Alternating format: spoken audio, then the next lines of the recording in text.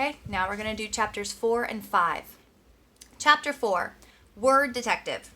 It was a beautiful September afternoon, bright sun, cool breeze, blue sky, but not for Nick. Nick had to do a little report for the next day, plus copy out all of the definitions for 35 words for Mrs. Granger. This was not the way school is supposed to work. Not for Nick. There was a rule at Nick's house. Homework first. And that meant right after school. Nick had heard his older brother James groan and grumble about this rule for years, right up until he graduated from high school 2 years ago. And then James wrote home from college after his first semester and said, "My grades are looking great because when I came here, I already knew how to put first things first." That letter was proof Nick's mom and dad had been looking for. Homework first was the law from September to June. This had never bothered Nick before because he hardly ever had homework. Oh, sure, he looked over spelling words on Thursday nights, and there had been a few short book reports in 4th grade, but other than that, nothing. Up to now, schoolwork never spilled over into his free time.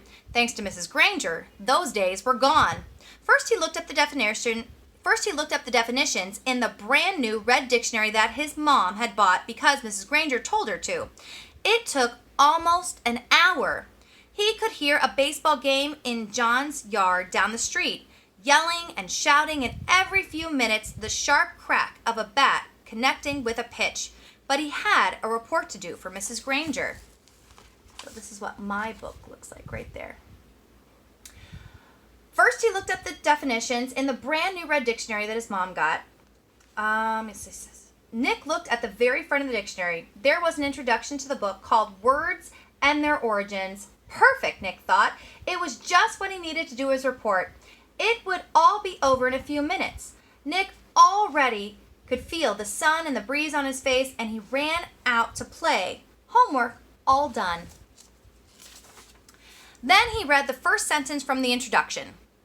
Without question, this modern American dictionary is one of the most surprisingly complex and profound documents ever to be created, for it embodies unparalleled etymological detail reflecting not only superb lexicographic scholarship, but also the dreams and speech and imaginative talents of millions of people over thousands of years. For every person who has ever spoken or written in English has had a hand in its making. What? Nick scratched his head and read it again, and then again. Not much better. It was sort of like trying to read the ingredients on a shampoo bottle.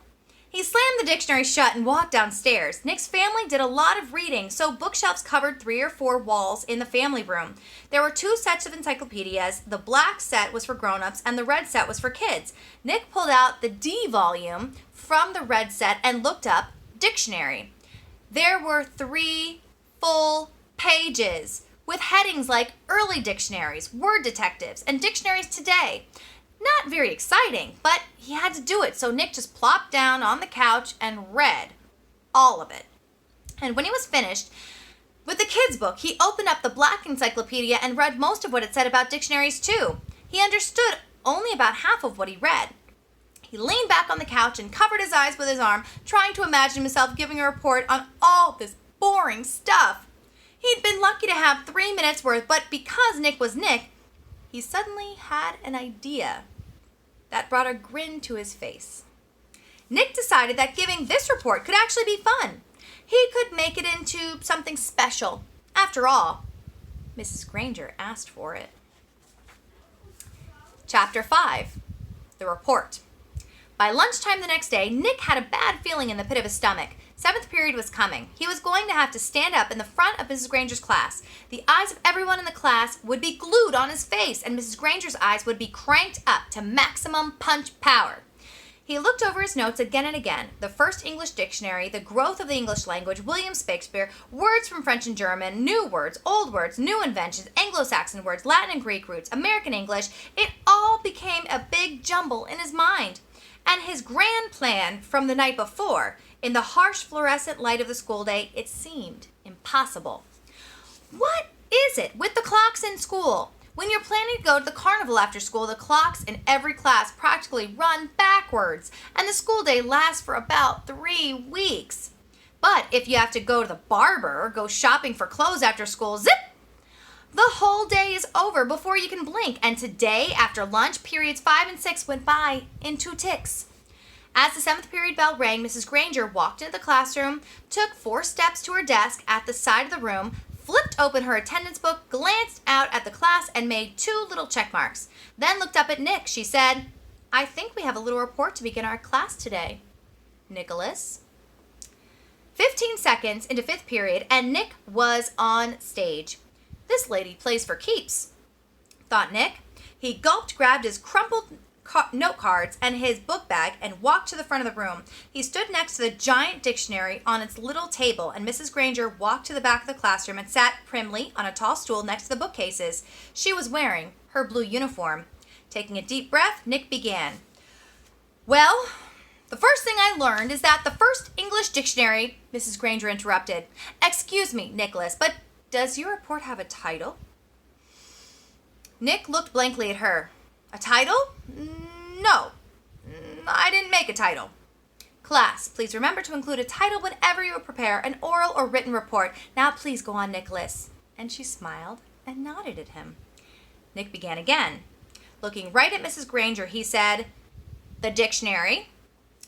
A couple of kids thought that was funny, but Nick played it straight and just kept talking.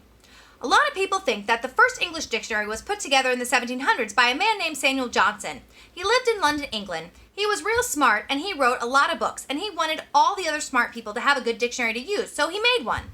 But there were other dictionaries before his.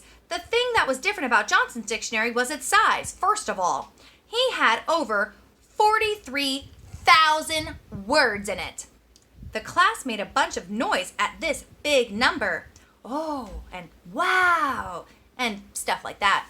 And Nick lost his concentration. He glanced up at Mrs. Granger, expecting to see her eyes drilling a hole in him, but they weren't. They were almost friendly in a teachery kind of way. She shushed the class and said, "Go on, Nicholas. That's a fine beginning." Nick almost smiled, but he saw the kids staring at him, so he gripped his note cards even tighter and jumped back in. The other thing that Samuel Johnson did was to choose the words he thought were most important and then give lots of examples showing how the words got used by people. For example, he showed how the word take could be used in 113 different ways. Nick's report went on smoothly for 12 minutes. Nick was surprised at how easy it was to stand there and talk about this stuff. At the end of the first 5 minutes, Mrs. Granger had to stop Nick again to say, "Class, it is not good manners to yawn out loud or put your hands down on your desk when someone is giving an oral report." No one in the class cared one little bit about the report, except Mrs. Granger. Every time Nick glanced up, she was smiling, and her eyes were not the least bit icy or sharp. She was eating this stuff up, listening and nodding, and every once in a while she would say, "Very good point," or "Yes, that's exactly right." But the next time Nick looked up, she saw Mrs. Granger sneaking a look at her watch. 18 minutes gone. Maybe this idea was going to work after all. Time for phase 2. Reaching into his book bag, Nick pulled out the red dictionary he had brought from home, the one most of the kids had, the one Mrs. Granger said they should use. Nick said, "This is a dictionary that I use at home for my vocabulary work, and I opened it up last night to the very front, and right there I found out a lot about the dictionary was right in this book, so I thought some of the ideas would be good as part of my report. It says here, Nicholas." Nick looked up. Mrs. Granger got off her tall stool, and its wooden legs made a screech on the linoleum. Head snapped to attention, and the class was alert again. Mrs. Granger smiled and raised her eyebrows and pointed at her watch. "Nicholas, I think the class should read that at home themselves now." John's hand was up in the air, and at Mrs. Granger's nod, he said, "But I don't have that dictionary at home, Mrs. Granger. I have the blue one." And several other kids immediately said, "Me too." Mrs. Granger tried not to show that she was annoyed.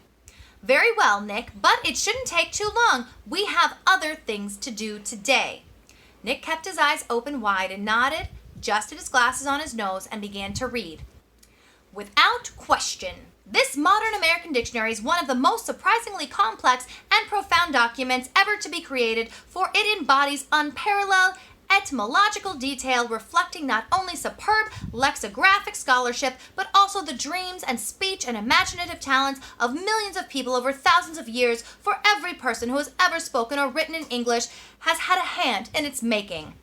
It was a long article and the kids were bored to death. But no one looked bored at all.